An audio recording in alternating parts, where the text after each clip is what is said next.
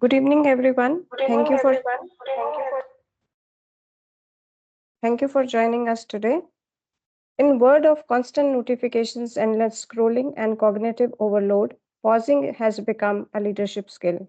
For our For our 29th 29th, Thoughtful Thursdays session, we invite you to slow down and reconnect with Sister Varnika, whose journey beautifully bridges intellect, creativity, leadership, and spirituality. Our speaker is a motivational speaker, a corporate trainer specialized in delivering behavioral trainings to leaders, professionals, and youth, a mechanical engineer who topped NIT Surat and became gold medalist, an accomplished professional, a dancer, and an artist who found real meaning of life in spirituality and dedicated herself for the cause of humanity. So, in today's session on digital detox, we will explore why constant digital engagement is draining our focus and peace, how conscious disengagement improves clarity, productivity, and well being, simple practical ways to reset our relationship with technology, the role of awareness and inner discipline in the modern leadership. Without much further ado, I hand it over to Sister Varnika to take us through the session. thank you, sister, and good evening to everyone.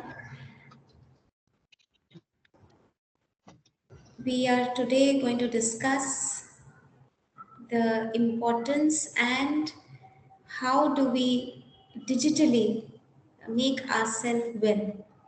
Because nowadays there's a lot of wellness, there's a lot of detox that is required. We are going to several institutions for physical detox, but we also need to keep in mind and we need to take care about our mind, which is getting a lot of clutter because of the digital today. So when we say digital wellness, when we talk about digital detox, the first misconception that people have sometimes is that we are going to ask you to do this, to remove the digital gadgets from your life, to not use them. No, it does not mean that.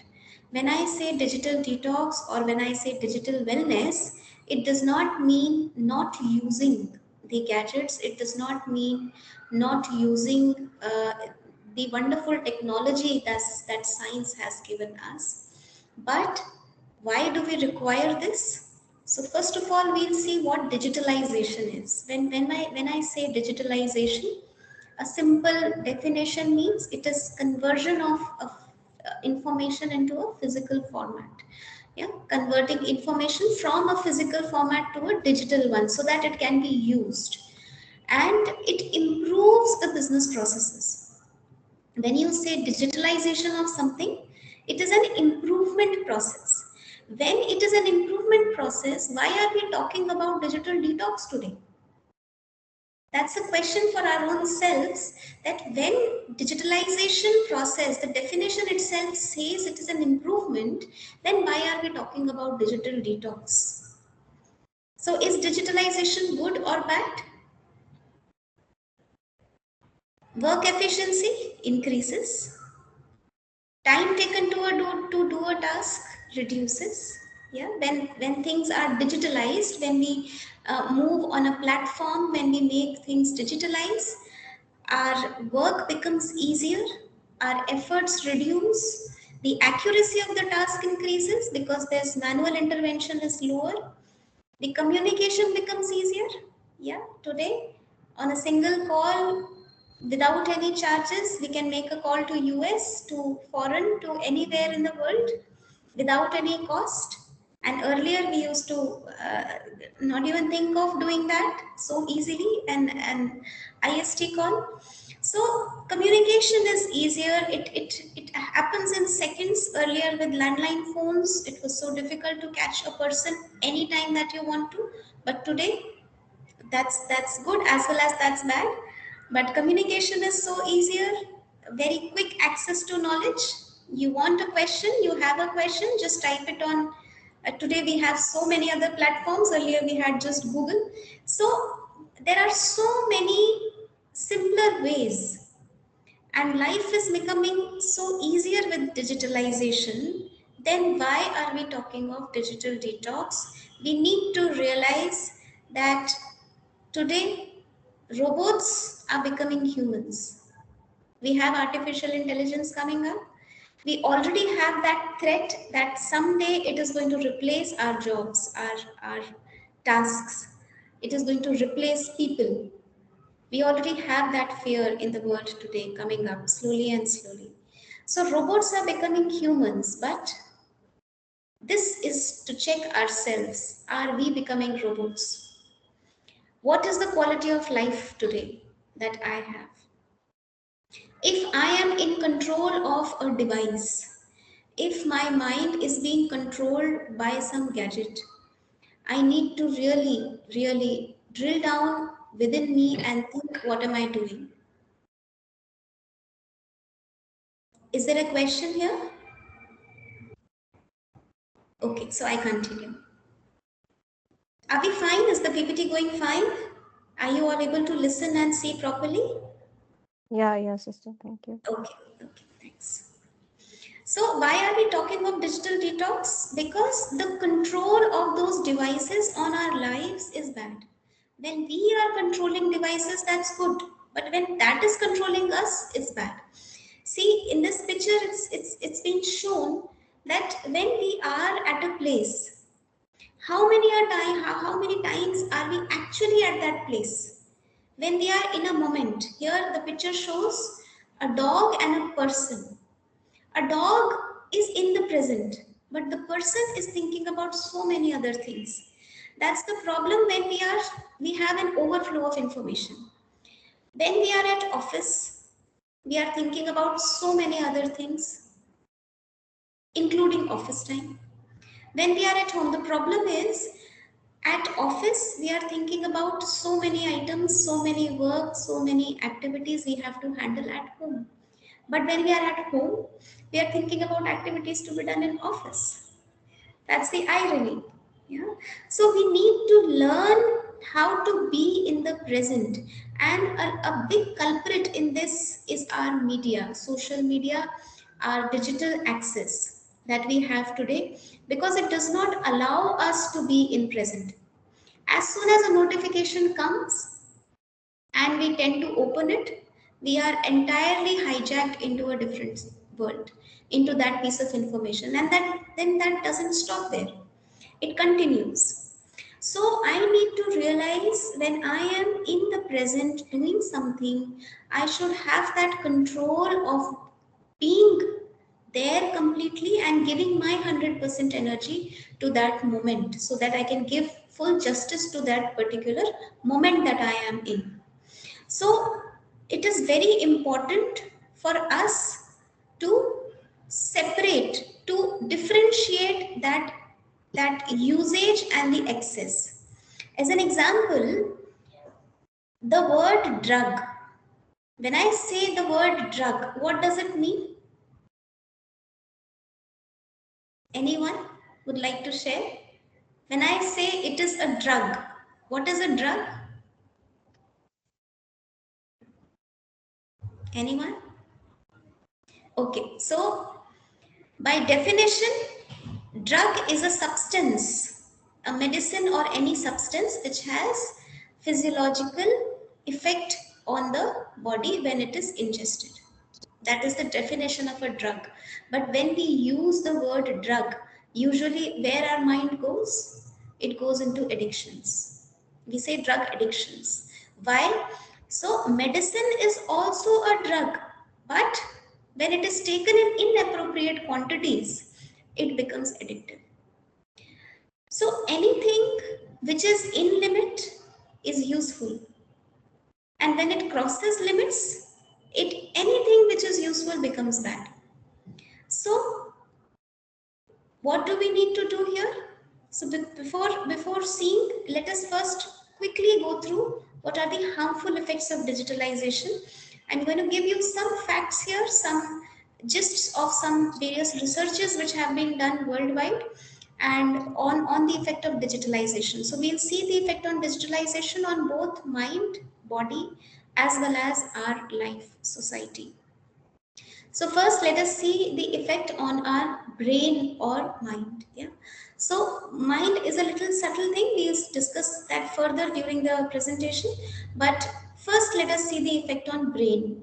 The first one, I'll quickly, because these are facts, I'll be quickly going. Increased risk of brain cancer because of the radiation that is being emitted by the mobile phones and everything that's around us. We have 5G, we have Wi-Fi everywhere. All that radiation is causing brain cancer. Lot of increase in cancer cases we have seen over the past few years. We all must be witness of this. There are so many, so less cases were there earlier. We used to listen to uh, cancer cases sometimes.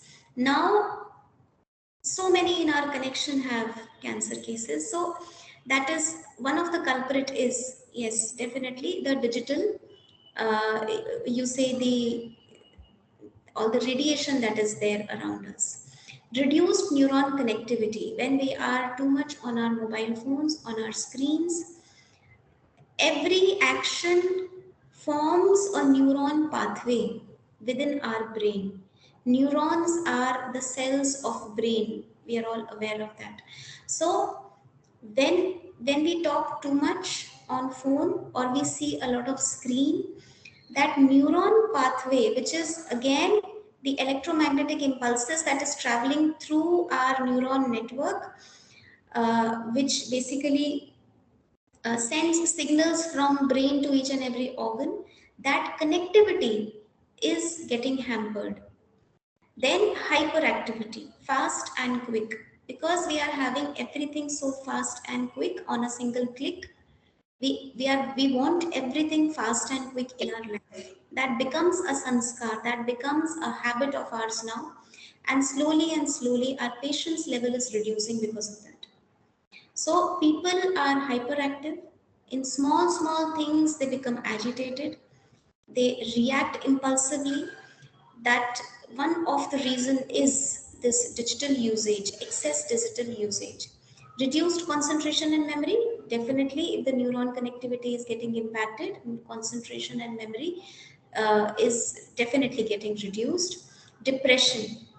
People who are spending hours on social media tend to go into depression.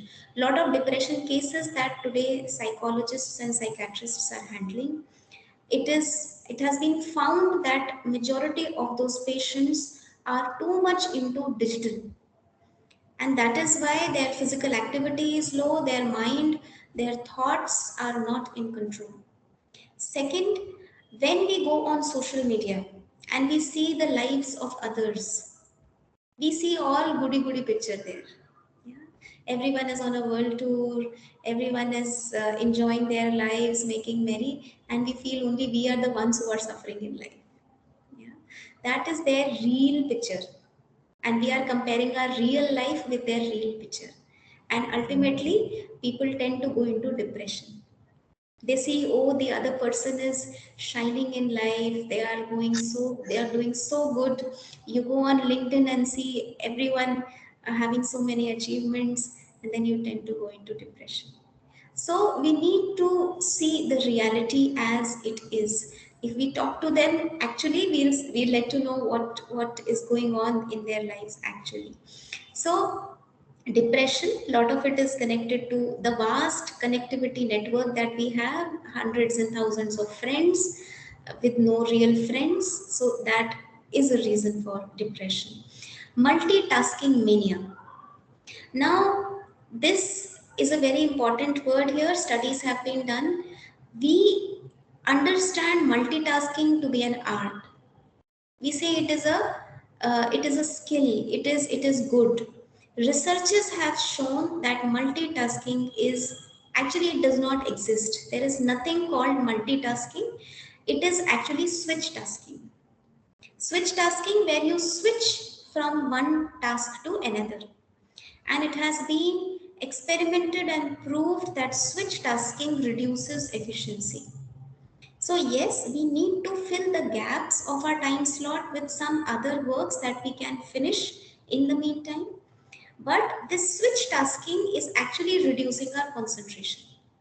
And this notification, and if we keep on our notifications, if we keep on seeing our mobile phones in very very short. अरे काटना.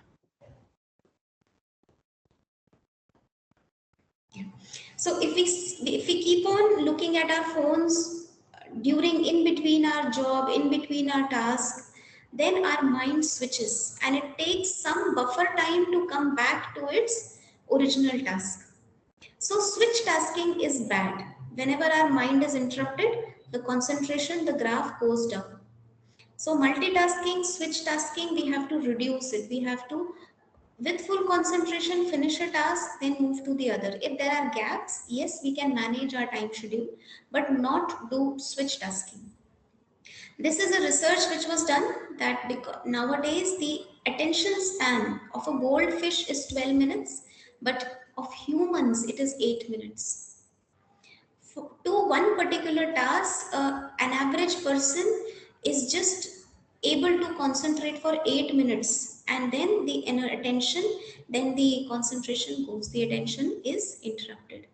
So we need to understand wherever our attention goes, our energy flows, and where our energy flows, life grows. If I'm too much into negative and waste thinking, if I'm having too much of overload of information which is causing waste and negative thinking, then my energy is going into negative and waste, and then that is what is going to grow.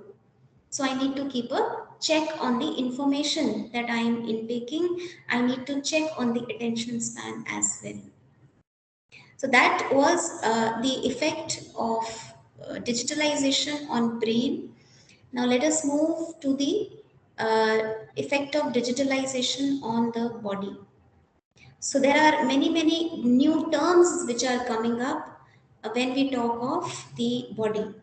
One, the first and foremost thing that we see even in children today is obesity, tiredness, lethargy. That's because of the digital media. That's because the physical activity is getting reduced because of that digital. So, yes, we need to use the gadgets, we need to make our task easier. Yes, if these gadgets were not there, we would not be interacting today. I've made this PPT using gadgets. We are interacting, we are uh, discussing on this topic, we are able to learn new things because of these gadgets, yes. But it should not hamper your physical body, your fitness. So, lethargy, obesity, tiredness is the very common thing, which is the effect of digitalization. Next, the new term is text neck. We can see in the picture there is a strain which is formed, and in the particular joints in the particular section of the spinal cord, and it has been given a name called text neck, because when we are watching mobile phones or screens, our neck tends to move down. People who have traveled in metro must have seen that view, I must say, where everyone is looking down at the mobile phones, and that causes a lot of problems later on with the neck, and definitely it then percolates to the shoulders as well. Yeah, so that pain, that cervical, all these things then effectively then eventually uh, hamper the overall health. Then arm and palm muscles. We'll see that we have some abstracts from the internet of related to arm and palm muscles. We'll see that in the coming slides.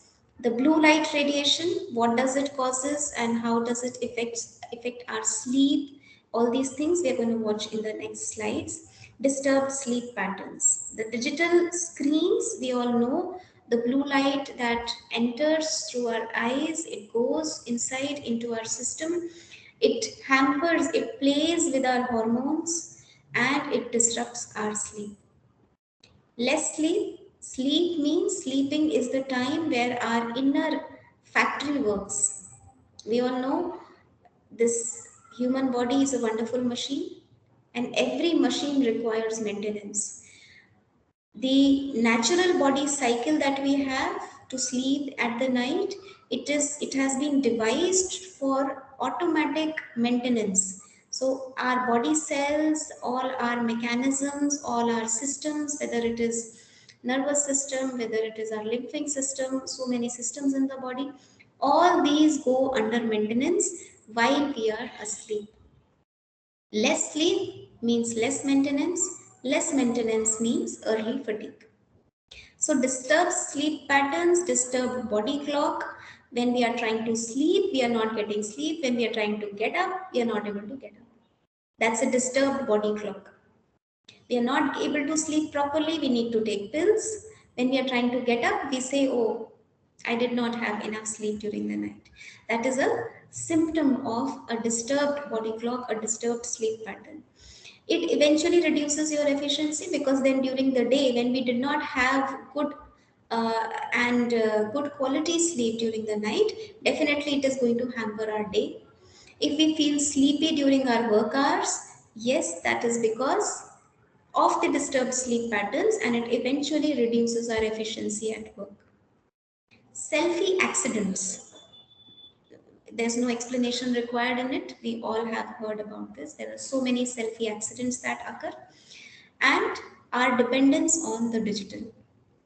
Now, it happens, if you must have tried, if you keep your phone away for 1 hour, after an hour you feel uneasy. Something is missing.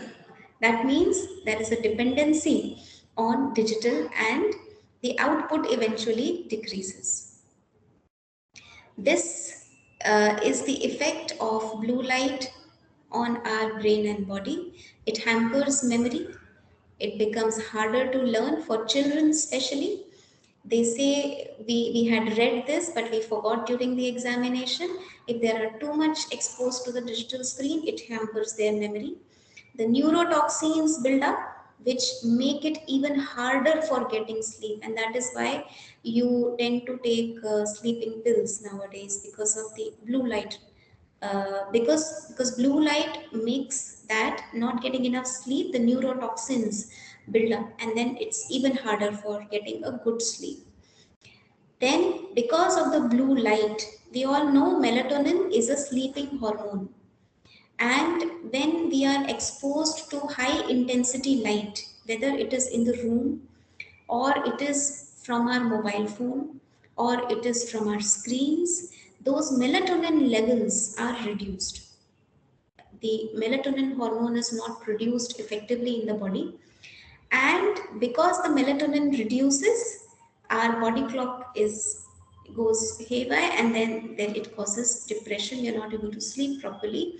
It also affects our digestive system, because the melatonin and the smartphone light, it hampers our hunger pattern also, and then it leads to obesity, because the more time we are looking at the screen, we'll feel hungry, and then we tend to eat all the junk. There has been a connection in melatonin and cancer. Melatonin is also called is also helpful in reducing the fighting with the cancer cells, and increasing your body immunity.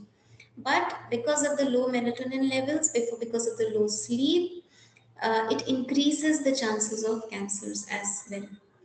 Cataracts, that's a direct impact on the eyes and the retina. So this is all the harmful effect of blue light on our body. This is the arm and wrist that we were talking about. There is a new term which has come, which is cell phone elbow. That is that nerve that connects that elbow uh, is under stress, is strained, is stretched, and it causes numbness sometimes in the fingers, because that nerve is not then working properly.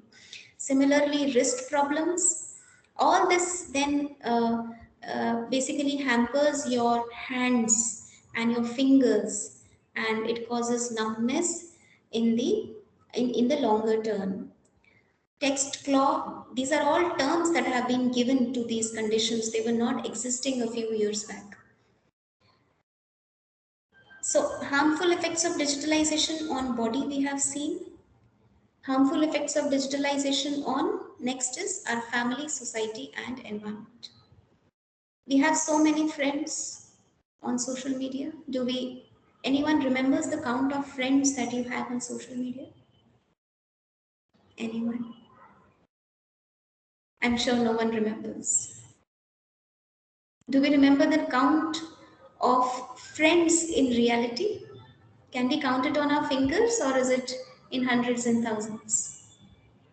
Mm, I think it is in thousands, and some people Can have in millions also.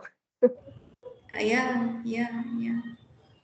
So we can hardly count our real friends on our fingers, but for name's sake, we have so many friends. Actually, when we need someone, there are people who have hundreds and thousands of friends, but when they want someone to discuss their heart out, when they want someone to share their problems of life, they actually have no one around. That's the sad reality of today. I'm not saying that's the case with everyone here, but yes, these cases are increasing day by day, and we do not know when in future our children are going to get impacted by that, because the earlier generations had not thought that we would come at this level that we are today, and we have to take some cautious steps today so that our future generations do not land up in the same problem.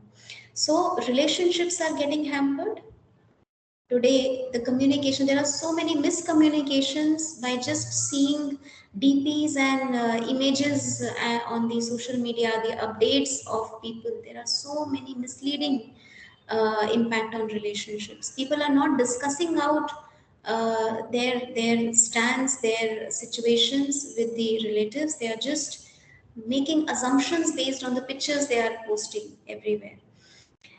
Relationships are getting hampered. Competition and comparison on social media. You see someone wearing a wonderful dress and you say, I want that. You see someone making a party in Switzerland and you say, I want to visit there. So there is a lot of comparison that is going on. Children are comparing parents, parents are comparing children. So there is a lot of competition and comparison.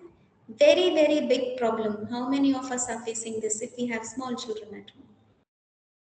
Children not eating food without screens nowadays. The small children, those who have not even started going to school, they are not eating food without parents showing them screen. And why is this? Who has made this habit of theirs? Is it the children? Yes. Or is it the parents? See, we have sometimes, for adopting shortcuts, landed ourselves in problem. Parents find it easier if the child is crying, show them some cartoon, show them something good on the screen, and they will stop crying. And eventually, we feed them the habit of seeing screens. And then there comes a point where children will not even listen to you, they just want screen. So we need to maintain some area, some limit for our children for not using mobile phones. They actually at very small age do not need that. So these are the impacts: road accidents, people watching phone and their concentration is diverted and then accidents happen. Migratory birds, we all must be aware. There was even a movie on this. I'm not sure if everyone is aware of. I've not seen that movie, but I'm aware that there was a movie which was made on the harmful effect of these towers that are built up for mobile connectivity on the migratory birds, because they are losing their direction because of this harmful radiation that is there around. And there have been so many social activists and even celebrities who have protested the the implantation of some of the towers in some highly congested residential areas. So it is a point, it is a matter of concern, the migratory birds, because these migratory birds are just not making their own livelihoods or their own existence, but they are also an ecological balance. that is being maintained by the nature. Then data exposure, chances of fraud. We all know there are so many digital frauds that are happening. The term digital arrest was not at all there earlier. Now it is there because if we are on social media, if we are on internet, then there is no privacy that we have. People say that there are a lot of things that are secure and private. Yes, data is secured and private, but to a limit. Ultimately it is all on the cloud and it is all accessible. And so all these things are making our life, the more the dependency and access of our lives to the digital, the more it is able to exploit us. Increasing the ways to negative activities, people are searching online ways of various crimes. Yeah. And then there is one news in some area, for example, and then if you must have noticed, if there is some news of a particular type of murder somewhere, suddenly you, within a month, you listen about so many other cases in different parts of the country then. Of murder in the same way. How is that happening? Because the any event happening in one particular section is spreading so fast and the news is so fast spreading everywhere, people are getting ideas of adopting negative ways as well. So just a minute. So there are so many technology disasters. Technology disasters, for example, just giving an example to you.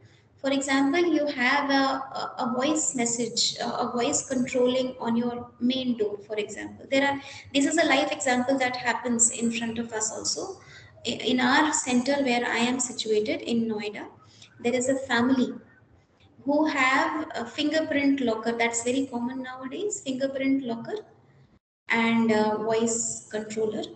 And it so happened someday that there is a couple which is coming to our center. The husband was at the center, the wife was at home. She just went after buying some groceries to home.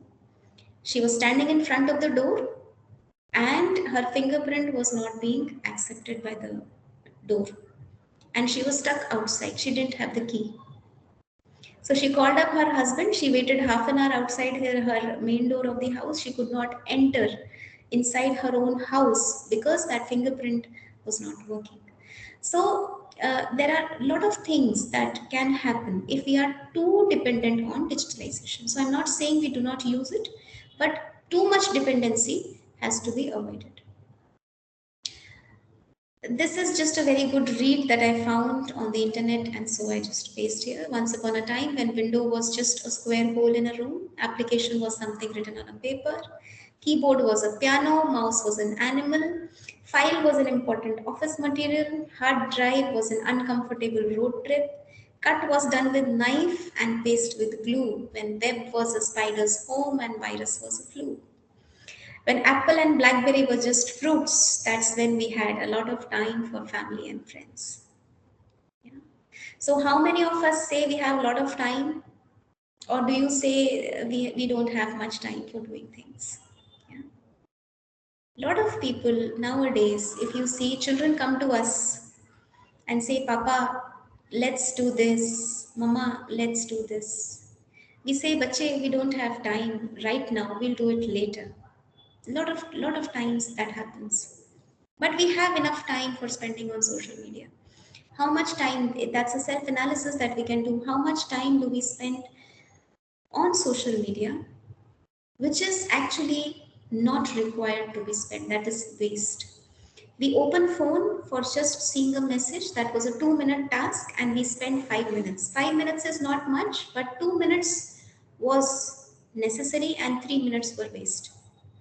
So, if we total up the time during the day that we are wasting on our phone or on our social, like digital gadgets, the wastage time, and if we give that much time to our family, that will be something worth doing. So, earlier the families were this. We have already reached a place, a point where this is the reality, where in a same room there are 4 or 5 members sitting and everyone is watching their own phone. But we do not want a future like this. This was an irony, a video made by some organization called Helping Hands.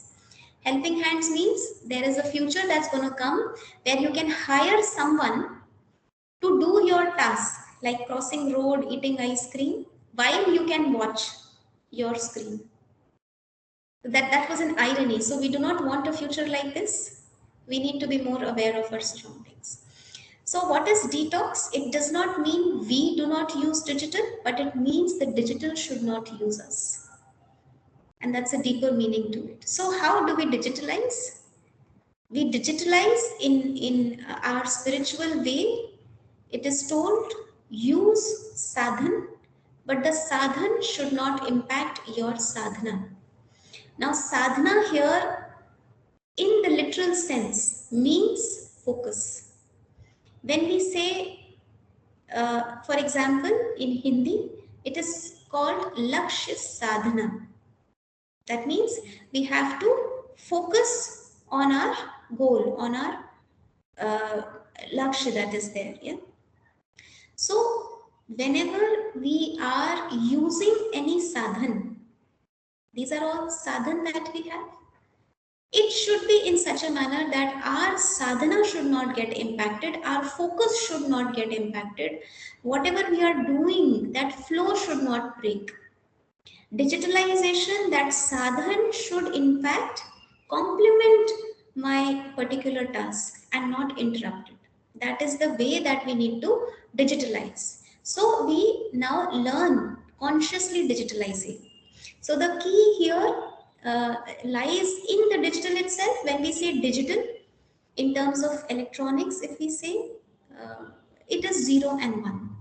Digital means 0 and 1. That's binary concept that it runs on. 0 and 1. Now for remembering, what do we mean by 0 and what do we mean by 1?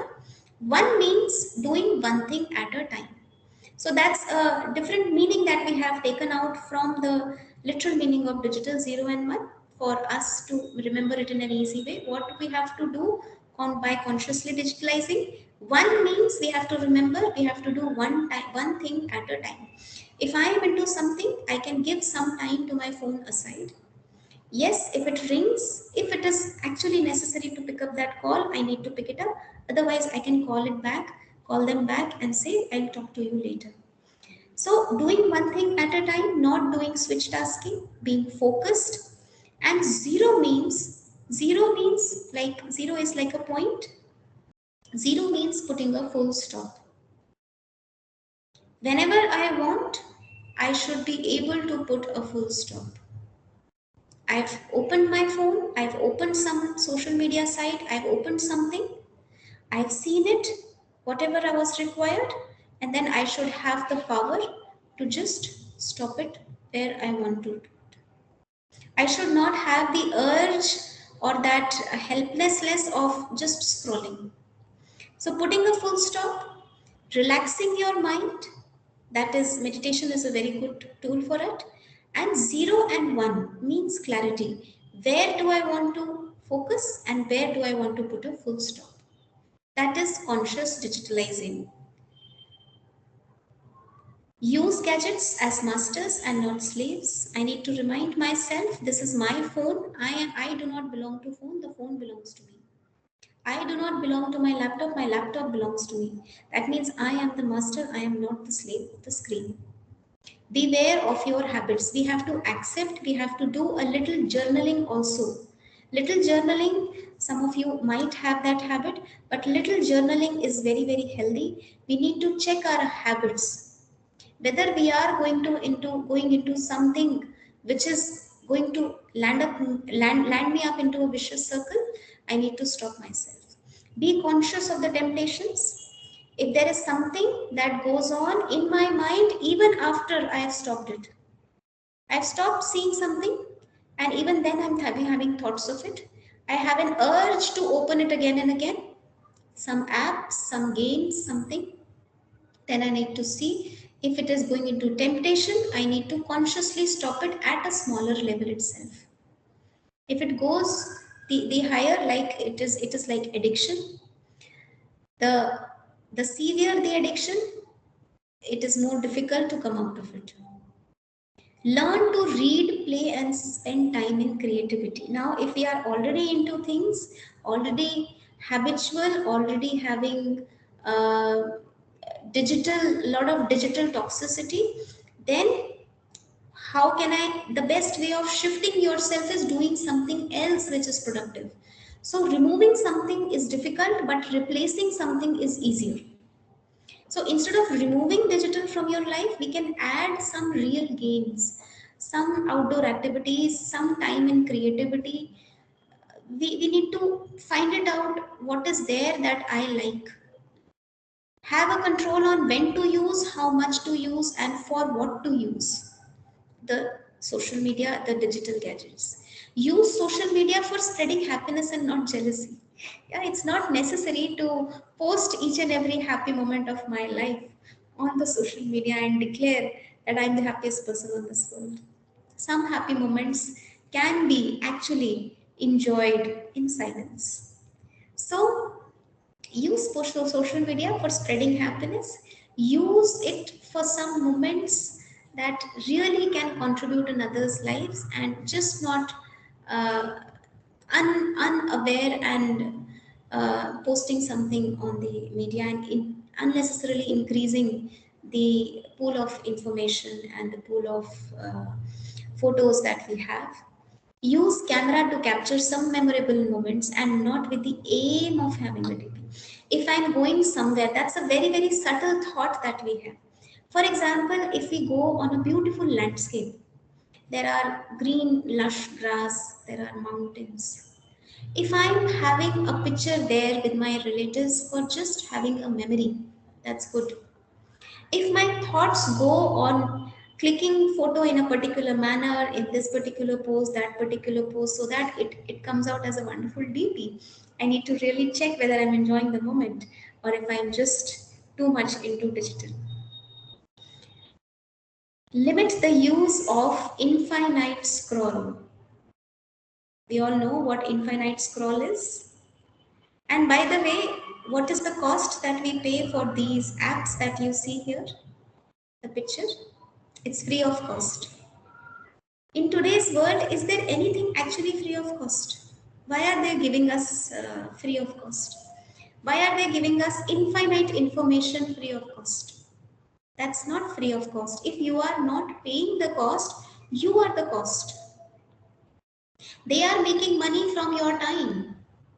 So we need to be aware that I am not so easily, what you say, no?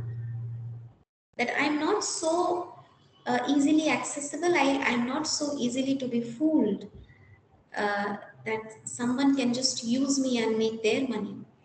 So I need to limit my use of infinite scroll, no unnecessary surfing, clean your home screen.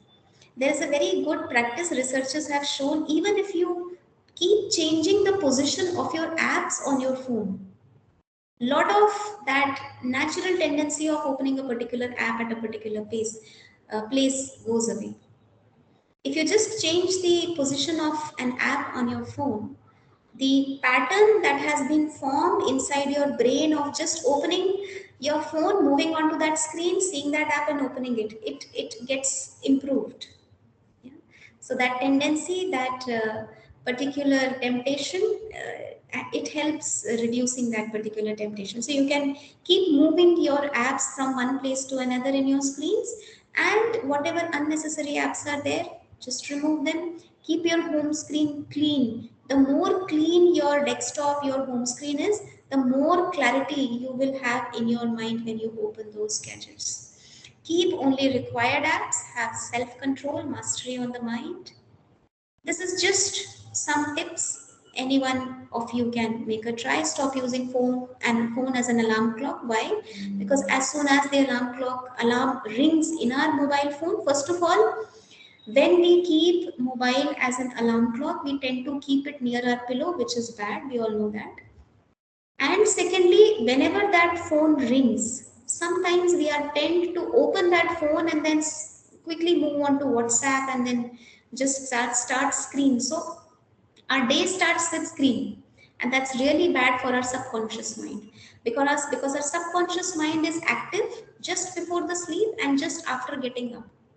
That's the time when we actually need to feed our subconscious mind with very, very positive things. That is why our elders used to tell us, सुबह सुबह उठ के भगवान को याद करो, सुबह सुबह उठ के पढ़ाई पढ़ो. Why? Because the morning time is the time when you need to feed your subconscious mind. The subconscious mind will in turn feed the entire day, will feed the conscious mind the entire day. The thoughts, the pattern, the quality, it will all depend upon what the subconscious mind contains. So stop using phone as an alarm clock. We can buy an alarm clock. Leave your phone outside your bedroom and make the bedroom e-free. Why do we say this? If someone of you have noticed, uh, when you do not even open your phone and you just talk to someone on a particular thing, after some time you open any search engine. Sometimes the AI tools, the search engines, uh, naturally don't know from where they prompt you of what you were discussing with that person. That means God knows what this technology is doing, but our phones are also listening to us. So our mobile phones have ears. So when there is something very important going on, very important discussion going on, people nowadays have started this practice that they keep their phones outside that room in which they are discussing some important family matter. So make your bedroom and your important family spaces e-free. Switch off your notifications sometimes during the day, not every time. Yes, sometimes we can have notifications, but every time that ping ping is not required. Do not carry your phone to breakfast, lunch, and dinner. Dining table, it has been researched, it is the most toxic place nowadays. The most negative and waste chattering is happening on the dining table, whether be it in office or at home. At home, the natural tendency is to have your meals while watching TV or while watching mobile phone, which is very, very harmful. So it hardly takes 15-20 minutes to have a meal. We can at least spare that 15-20 minutes 3 to 4 times a day, which is e-free time. Spend some time with your family uninterrupted in the evening. That's very important for connecting with your children. Nowadays, there are so many adults, there are so many adolescents which are feeling the disconnect from their own parents, from their own family, and then parents keep complaining, ye sunta nahi hai. Why will they listen when they do not have that connect? We need to make that connect by sitting with them in the evening daily, and quantity time is not required. Family does not require quantity, it requires quality. So we need to give them uninterrupted quality time, whether be it 10 minutes, 15 minutes, 20 minutes, whatever it is. I'm not saying to spend hours. People don't have hours today, but at least we can spend 15-20 minutes with our family. Then do not use mobile phone before you sleep. Read a book. Again, talking of the subconscious mind, if we are sleeping with our mobile phones and scroll going on and जैसे ही नींद आई बस phone रखा और सो गए, that is very harmful for our subconscious mind. Instead, we can do some good reading. Reading is healthy for the subconscious mind. It gives some very, very important and very healthy information for the mind. Remove time wasting apps from your phone and celebrate a screen free day with your loved ones. We can at least try that once a month, sometimes half a day. Keep yourself screen free and check how much dependency you have on the screens. So, that was all that we saw about digitalization and what we have to do and what we do not have to do. Now we come upon how do we do it, because the one who's going to do it is me. And when I say me, what part of me is going to do it? My mind. So my mind is, what is mind? So this is a small inner mechanism. We are not going to go into details of this, but just the important aspect. My mind is the thinking faculty of the energy which I actually am. The energy is called soul. So we are made up of two entities. We say we are all human beings. Human comes from the word human comes from the Latin word humus, which means soil. So we all say mitti hai, mitti mein mil jana hai. That means the body. Body is the human part, and being is the energy which is driving this body. The moment the energy leaves this body, that event is called death. And we say now that person is no more. Actually, the body is still there, but who is no more? The soul is no more in the body. What does that soul do? Mind, intellect, and sanskars or impressions or habits. That is a part of the soul and not the body. Brain is a part of body, but mind is the part of soul. And mind is the one which is going to control all these activities. Yeah. So I need to check myself. I need to check how my mind is working, what is there inside, as we keep a check on the food that we intake. We do not take, we are cautious of the food that we are taking nowadays, right? Positive, healthy, vegan, and organic, and all those things. But are we that conscious about what we are intaking in our mind?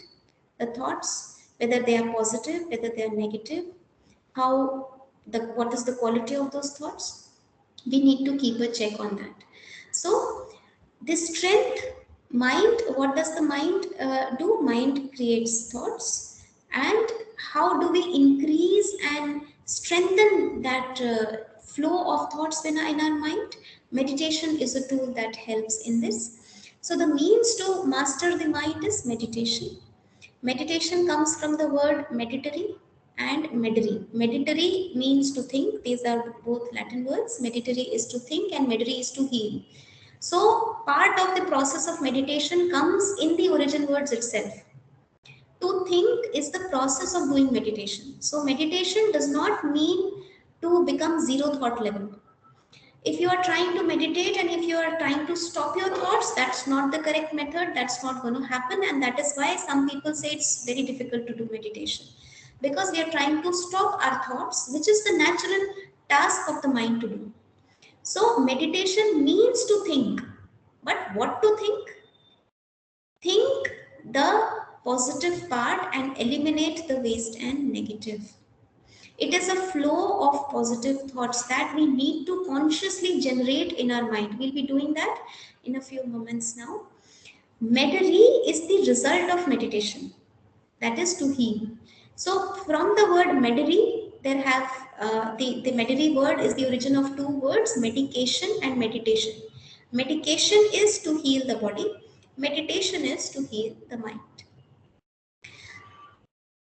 So, meditation as medication to detox. Start your day. These are a few tips that we can practice from maybe tomorrow. Start your day with 15-20 minutes of strong and positive thoughts. If you cannot take out 15-20 minutes, if that's too much, start with 5 minutes. Gradually, we can increase. Start with 5 minutes at least. Before going to sleep, yeah, so we'll come to that. Practice traffic control of thoughts. Traffic control of thoughts means pausing, having pauses in between during the day. Otherwise, if we have some junk thoughts during the morning, for example, in the morning something happened, if that thought is continuing throughout the day, my energy graph is going down. So I need to practice traffic control. That means every hour or every 2 hours, I need to take a pause and check what are the thoughts that I'm carrying from my past few hours? Now, what is actually required? If something is unnecessary, if something is waste, I need to stop there itself. That traffic, I need to stop, I need to filter it, and then I need to move on with only the useful ones. So, I need to keep that check. So, in the morning, 5 minutes, every hour, 1 or 2 minutes, check, and then move forward to the next hour. Unwind mentally before going to bed. No screens before going to bed. TVs, digital gadgets, mobile phones, At least 15 minutes before going to bed, they should be kept aside. And that's not something very difficult that we can do. So unwind mentally before going to bed. See your day throughout. What all did I do today? These all things were good. Yes. Give yourself a pat. These things were not good. What improvement can I do tomorrow? Okay. The good is gone, the bad is gone. I've taken the learnings from bad and eliminated them. I've appreciated myself for the good and eliminated them. Good gone, bad gone. Thank you, God, for a wonderful day. Tomorrow will be better. If we do this practice every day before going to bed, we will go to bed with a relaxed mind. The sleep quality will be better, the efficiency will be better, our overall health and our charging process during the night will be better. Draw energy from the ultimate source anytime and in any situation. We all know we all carry power banks so that our mobile phone does not get discharged during the day. But how many times are we actually that much conscious for our mind to remain charged? In the morning we are charged, by the end of the day we are fully exhausted. We can practice meditation even while doing activities. Raj Yoga meditation means we just have to connect our mind to the higher consciousness so that we are able to draw energy from the ultimate source, the powerhouse, from any time and in any situation. So it just takes a matter of meditation is just a thought away. And churn positive thoughts. Do not let yourself go into the clutches of wasteful and negative thinking. So these are all some small practices that we can do. And now is the time that we can move on for meditation, some 2-3 minutes of meditation. But before that, if there are any questions, we can take up.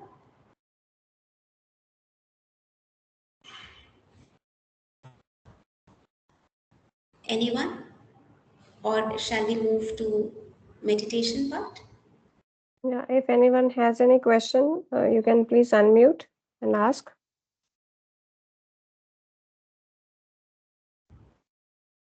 Okay. Okay, Yeah, so yeah, we can move yeah, to meditation. Yeah. okay.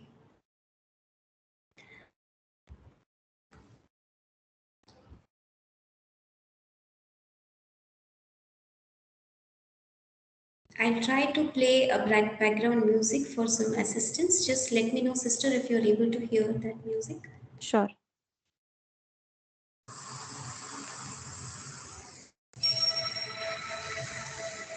Is this audible? Is the volume fine? Yeah. It's okay. So, for meditation, we do not need to make our bodies stiff or something. We just need to sit relaxed. It is not necessary for Raj Yoga meditation. I just give you a 1 minute brief. Sister, can I continue for another, say, 5 minutes? Yeah, please. Yeah. So it is not necessary to sit on the ground and with your legs folded. You can have a comfortable and alert position. You can have your back straight. And now, in the process of doing meditation, the first step is visualization. And visualization is actually the language of mind. Whenever I speak of any word, the natural task of mind is to create an image. For example, I say apple. As soon as I say apple, every one of you must have picturized an apple in your mind, right or not? Yeah. So, so our mind naturally tends to picturize everything. The problem today, why meditation, why visualization is a part of meditation, because nowadays we are not able to concentrate on the visuals that we are creating. So, for example, I want to not see, I do not want to see something in my mind, but my mind again and again goes and sees that. That is also a problem. That may be a past memory, that may be some fear of the future. My mind is again and again visualizing that. I'm not able to remove myself from that visual. And sometimes when I try to concentrate on a particular visual, I'm not able to do that.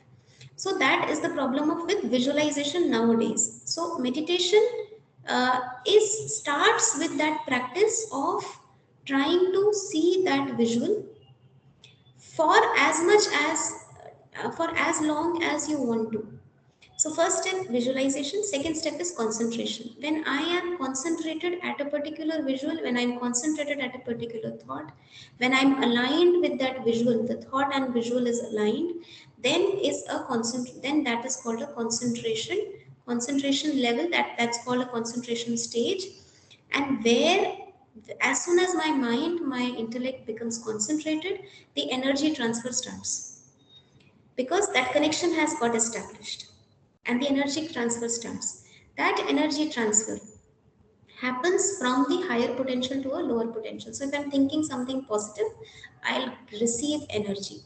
So for example, if I'm sitting and thinking about the supreme, the source, I get a lot of peace, for example. So the third step is experience. Because of that energy transfer, I experience some positivity, some peaceful experiences happen. And then the final step is when I get up from meditation, that's the fourth step, that's embodiment.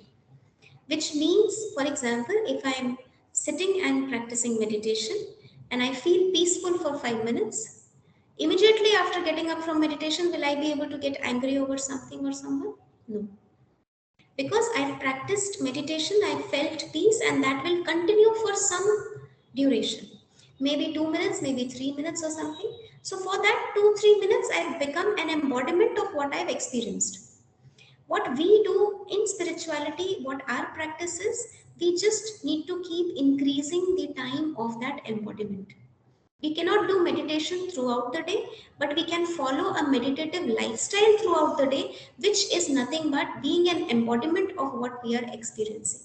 Being an embodiment of peace, being an embodiment of power, being an embodiment of positivity. So, with that basic introduction on how to do meditation, we move on to doing some 2 3 minutes of meditation. I'll give you some positive thoughts. I'll be giving a constant commentary. Just try to visualize that and experience. A few moments, I sit relaxed and look at my life.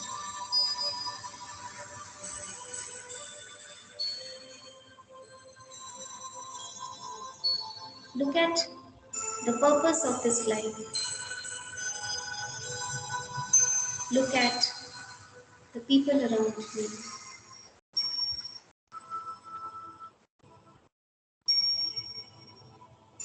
I am in the present moment with my own self, moving inwards. I am here to spend my life peacefully, to contribute something to my life and to the life of my loved ones. I am here to improve the quality of my life.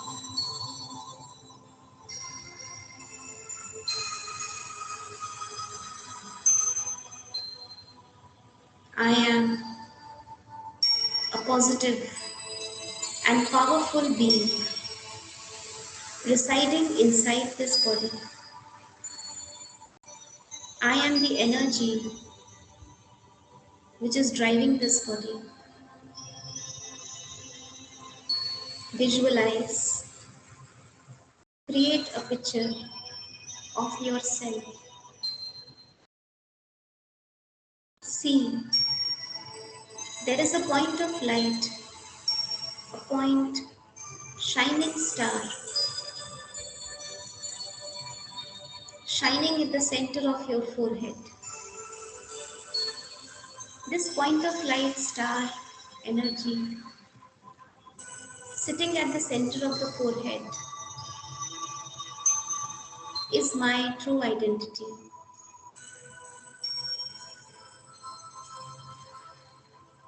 I am peaceful being of light. This peaceful energy from the shining star coming out from the star is spreading throughout my body, to each and every organ, to each and every cell of the body.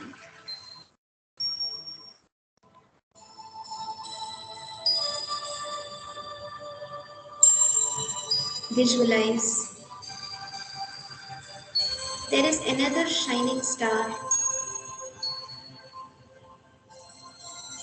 right above my head.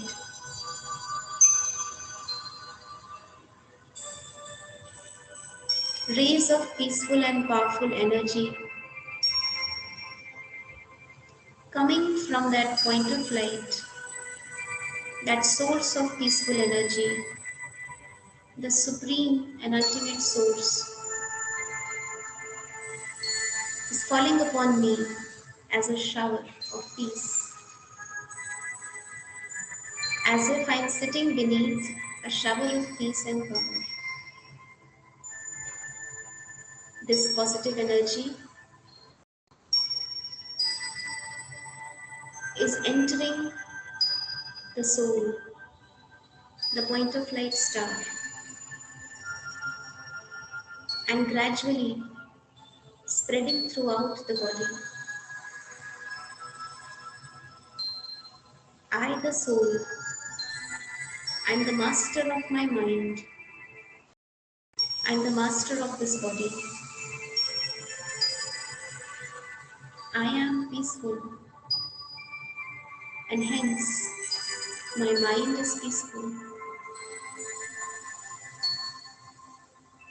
Each and every organ of the body is getting healed from this peaceful and positive energy. Now I spread these vibrations around me to all the loved ones who are around me. I create a positive aura around me. I am the source of positive energy. I am a peaceful soul.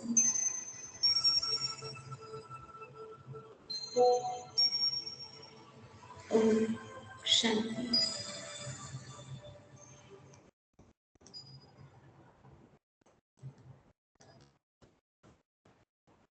Om Shanti.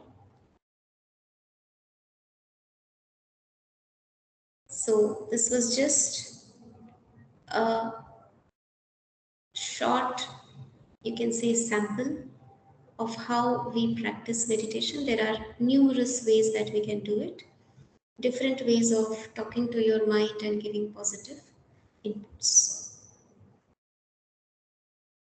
Thank you, sister. It was a really insightful session while you took us through from the very basic course and how we can achieve digital detox. So anyone has any questions, any queries, may let us know. You can unmute or type in chat, and you can even also share your feedback in the chat or unmuting yourself.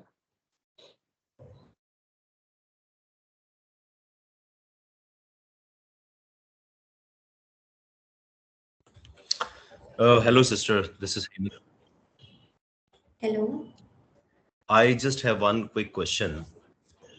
In this war kind of situation and the crisis which is happening in the global market, as you know, Yeah. the oil things and a lot of things which is popping up and a lot of noise. So, what do you suggest that how to deal those kind of situations in the way that you are explaining in a consideration for this meditation and everything? So, how to deal these kind of situations and what shall we do? What do you think Yeah. that we should do in this case? See, there are two aspects for it. By the way, I'm not sure how many of you are aware, but I come from an oil industry background because I have worked with Indian Oil for 14 years. So just before this war, I was the one who was actually importing LNG from the Strait of Hormuz that we are talking about nowadays. So if you really ask me, in these kind of situations, we actually cannot do anything to stop these kind of situations. We are aware of that. But the more we see all that news popping up, now one airstrike here, now one bomb here, and one strike here, all these things, our mind goes into a negative chatter, which leads to anxiety, which leads to fear. Now, when we cannot add something positive in that situation, at least we need to refrain our mind from going into that fear. What we can instead do is we can be prepared. Now, how do we need to be prepared? We need to prepare our mind. We need to prepare our own selves that tomorrow, if the situation comes where I have very less things to do, it is not that we do not have the capability of adjusting to the environment. We have seen that and we have done it in COVID times. That was a sudden and unprecedented time that we saw, and we all have sailed through. So anything which is going to happen is going to happen. Politics we do not have much control on, but what we can really do is, what we can really see is, we see our lives and we see how much is actually required. In the times of war, we need to minimalize our usage. When I talk to physical terms, we need to minimalize our usage of things, and we need to minimalize the usage of resources. We need to see how much is too much. So there is one thing that we can do, and we can educate our family members also to judiciously use things and help everyone around us. When it comes to the thought level, we have to create positive thoughts for everyone which is around this globe. See, when I say I'm creating a thought sitting in a small particular house in Noida, when I am creating it from Noida, it is just not limited to this particular house. Our thoughts travel. And in spirituality, we have a term called Mansa Seva. So there is one Karmana Seva that we do, that we actually help someone out, that is limited to the people that we can reach out to. There is a Vacha Seva. Vacha Seva means when we are speaking and motivating someone, that's Vacha Seva. But deeper level is Mansa Seva. In the times of war, I'm telling you these deep spiritual concepts that we are practicing daily. Daily in evening, 1 hour, we sit for doing Mansa Seva. Mansa Seva means giving positive vibrations to those who are causing war and who are suffering from war, because both need positive inputs at this point of time. But that is possible when first I am filled with that positive thought. So in the morning meditation that we do, we fill ourselves with positivity, and in the evening meditation that we do, we spread this positivity around the world through Mansa Seva. So one is protecting yourself, keeping yourselves and your resources uh, arranged a little bit. Yes, does not mean stocking up, but yes, minimalizing your usage, being a conscious civilian, being a conscious citizen. And after that, keeping your thoughts very very positive, not being into a situation of fear and not spreading fear around, and refrain yourself from every hour reading news what's going on in the war. Yes, things are going on, they will get sorted out. We have to be, have that positive light somewhere. Thank you. Thank you for this explanation. Thank you. Yeah. Thank you, Hemant, for the question. Anybody else wish to ask any question, share any feedback or any input? Right. I think there are no more questions. Thank you, sister. It was a really insightful and very motivating session. Hopefully, we'll try to do. Keeping Hemant, you have any question? No, I just wanted to react, but just Okay, okay, thank right. you. Very So nice. while it is, yeah, while it is very, very difficult to for most of us to put our mobile phones away, however, we can always make a small attempt to try keeping it aside, even for a smaller time period, if not for entire day or for a longer time. So thank you very much for sharing the insights why and the reasons why we should do it. and we look forward to host you some another time in near future. Thank you so much. Thank you for being such a wonderful audience, and thank you for your feedback. Right, and Thanks. thank you everyone for joining. Thank you. Take Thank you. care. Bye bye. Bye. Bye. Thank you, and have a good night. Right, you too. Bye. Thank you. Namaste. All.